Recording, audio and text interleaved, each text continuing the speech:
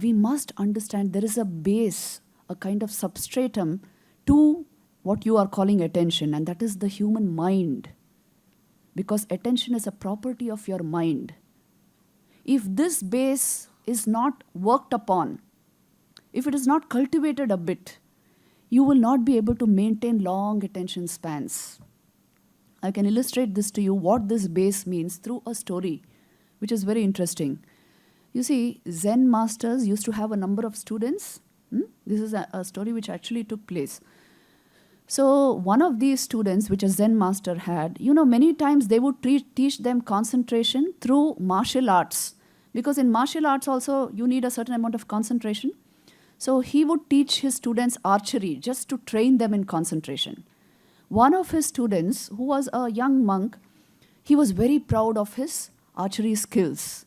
He could shoot straight at a tree, and when the arrow would get fixed to the tree, he could use another arrow to split that arrow.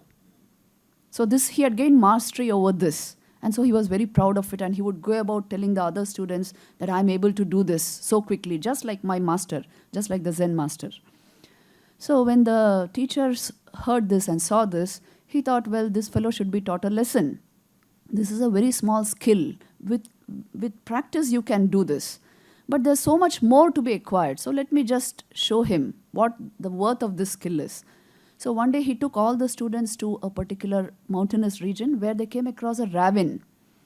And in that ravine, it was a small ravine, but a tree had fallen in such a way so as to bridge the gap in the ravine, and the trunk of the tree was across like this. Now, this was a very dangerous, a precarious situation actually, as you can see, because if one wanted to go on the other side, one had to go over the tree. And the teacher, the Zen master, he quickly climbed that trunk of tree, went to the center of that ravine. There was a huge canyon there. So if he fell, he would go right rock bottom and, well, he would be killed.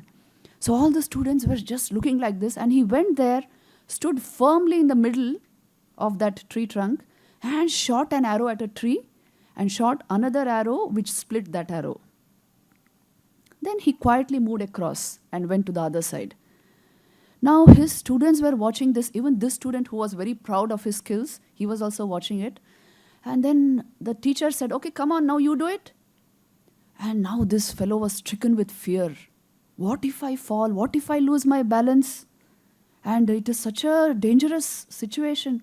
I can't do it. But then how can he make a fool of himself in front of the other students? He's so proud of his skill. So somehow he went there.